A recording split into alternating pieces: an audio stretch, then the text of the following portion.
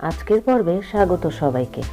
আমার গলা শুনে বুঝতে পারছেন কতটা ঠান্ডা লেগেছে, আর তাই এই সময়ে খুব দ্রুত চাঙ্গা হতে আমি সবসময় তেঁতুল মরিচের এই টক ঝাল মিষ্টি চা খাই।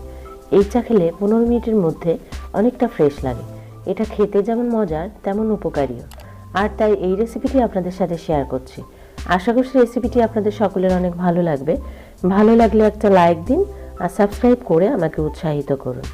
তো চলুন রেসিপিটি শুরু করা যাক। চা বানানোর জন্য আমি চায়ের পাত্রে প্রথমে একটা কাঁচামরিচ এভাবে কুচি কুচি করে কেটে নিচ্ছি।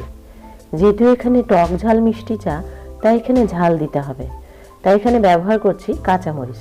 একটা মরিচ আমি কুচি করে নিয়েছি, আর এখানে নিয়ে নিচ্ছি তেঁতুল। এখানে 1 চামচ পরিমাণ তেঁতুল আছে, চাইলে এটার মাড়ও ব্যবহার করতে পারেন, আবার কাঠও ব্যবহার করতে পারেন। আমি এখানে তেঁতুলের বিচি সহ তেঁতুলে একটু জল দিয়ে এভাবে একটু চামচ দিয়ে মথে নিচ্ছি। চাইলে সরাসরিও তেঁতুলের বিচি সহ তেঁতুলটাও দিতে পারেন। আমি এবারে এই তেঁতুলটা দিয়ে দিচ্ছি। যে পাত্রে আমি চা বানাবো সেই পাত্রেই সরাসরি এই সমস্ত উপকরণগুলো নিয়ে নিচ্ছি। মরিচ দিয়েছি, তেঁতুল দিয়েছি, এবার চায়ে চিনি তো অবশ্যই লাগবে, আর এখানে আমি 1.5 চামচ পরিমাণ চিনি দিয়ে দিচ্ছি। টক ঝাল মিষ্টির পরিমাণটা আপনাদের স্বাদ অনুযায়ী এখানে ব্যবহার করবেন।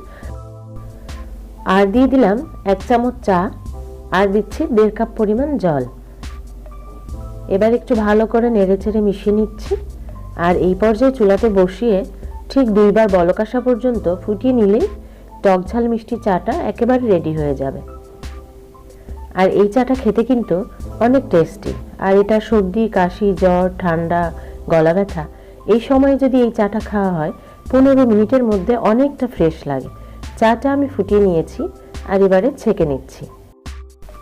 আমার যখন মাঝে মাঝে ঠান্ডা লাগে কিংবা গলা ব্যথা হয়, তখন আমি এই চাটা খাই। আর এটা যেহেতু একটু টক ঝাল মিষ্টির চা, এটা খেতে কিন্তু অনেক ভালো লাগে। কালারটা দেখুন কতটা সুন্দর হয়েছে, আর এটা খেতেও কিন্তু অনেক মজার। আশা করছি রেসিপিটি আপনাদের ভালো লেগেছে। ভালো লাগলে লাইক, কমেন্ট, শেয়ার, সাবস্ক্রাইব করুন, কারণ আপনাদের লাইক, কমেন্ট, শেয়ার, সাবস্ক্রাইব আমাকে অনেক বেশি আনন্দিত করে। সবাই খুব ভালো থাকবেন। Thank you so much.